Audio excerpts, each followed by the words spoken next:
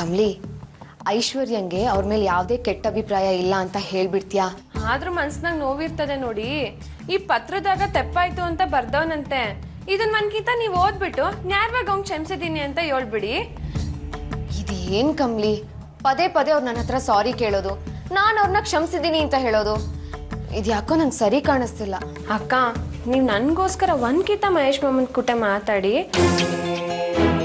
ಕ್ಷಮಿಸಿದೀನಿ ಅಂತ ಒಂದ್ ಮಾತೇಳಿ, ಆಮ್ಯಾಕೆ ಮಹೇಶ್ ಮಾಮಂಗ್ ನನ್ನೇ ಲಗ್ನ ಆಗಕ್ ನೀವ್ ಹೇಳಿ. ಅಯ್ಯೋ, ನಾನು ಹೇಗೆ ನಿನ್ ಮದ್ವೆ ವಿಚಾರ ಮಾತಾಡಕ್ಕಾಗತ್ತೆ ಕಮಲಿ? ನೀವ್ ನನ್ನ ಅಕ್ಕ ಆಗಿದ್ರೆ ನನ್ ಲಗ್ನದ ವಿಚಾರದಲ್ಲಿ ಓಡಾಡ್ತಿದ್ರಿ ತಾನೇ. ಇವಾಗ ಹೆಂಗಿದ್ರು ನಂಗೆ ಅಕ್ಕ ಅಲ್ಲ, ನಿಮ್ನೇ ಅಕ್ಕ ಅಂತ ಅನ್ಕೊಂತೀನಿ. ನೀವೊಂದ್ಕಿಂತ ಮಾತಾಡಿ. ಕಮಲಿ, ನಾನು ಅವ್ರ ಹತ್ರ ಮಾತಾಡಿದ್ರೆ ಅವ್ರು ನನ್ನ ಮಾತು ಕೇಳ್ತಾರಾ?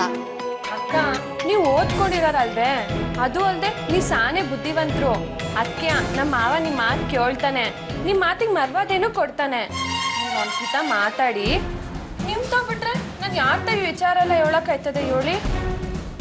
ಸರಿ, ನಂಗೊಂದು ಸ್ವಲ್ಪ ಟೈಮ್ ಕೊಡು, ನಾನು ಯೋಚನೆ ಮಾಡಿ ಅವ್ರ ಹತ್ರ ಮಾತಾಡ್ತೀನಿ.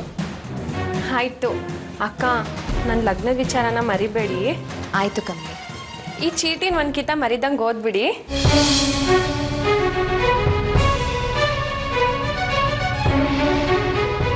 ಅಯ್ಯೋ, ಈ ಕಮ್ಲಿ ಯಾಕೆ ನನ್ನ ನಿಕಟ್ನಲ್ಲಿ ಸಿಕ್ಕಾಕ್ಸ್ತಿದ್ದಾಳೆ? ಏನ್ ಮಾಡ್ಲಿ? ಆಮೇಲೆ ಓದ್ತೀನಿ.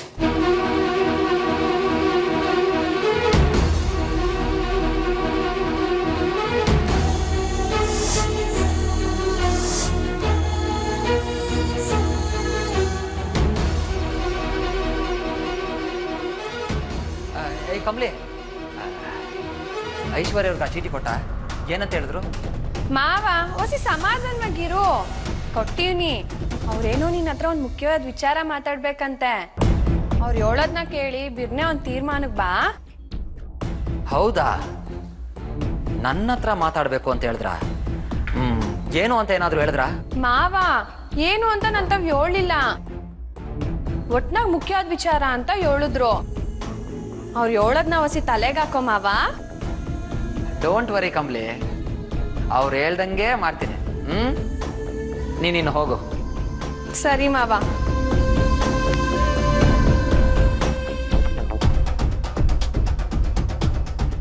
ಮುಖ್ಯವಾದ ವಿಚಾರ ಮಾತಾಡ್ಬೇಕು ಅಂತ ಹೇಳಿದ್ರ?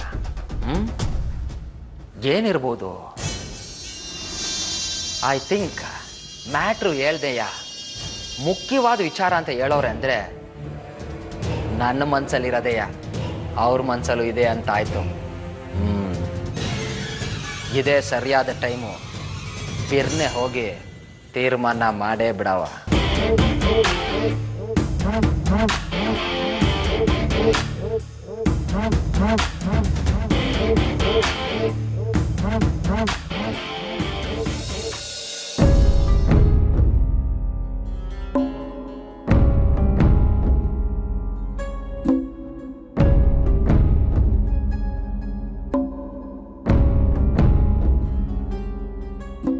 ಈ ಲೆಟರ್ ಅಲ್ಲಿ ಏನಿರ್ಬೋದು?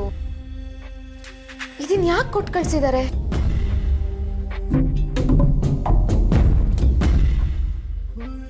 ಐಶ್ವರ್ಯ ಅವರೇ, ನನ್ನ ಫ್ಯೂಚರ್ ಬಗ್ಗೆ ತುಂಬಾ ಕನ್ಫ್ಯೂಸ್ ಆಗಿದ್ದೀನಿ. ನಿಮ್ ಜೊತೆಯಲ್ಲಿ ಮನ್ಸ್ ಬಿಚ್ಚಿ ಮಾತನಾಡಿ ಒಂದ್ ನಿರ್ಧಾರಕ್ಕೆ ಬರ್ಬೇಕಾಗಿದೆ. ಸೊ ಪ್ಲೀಸ್ ಟೆರೆಸ್ ಮೇಲೆ ಸಿಗ್ತೀರಾ?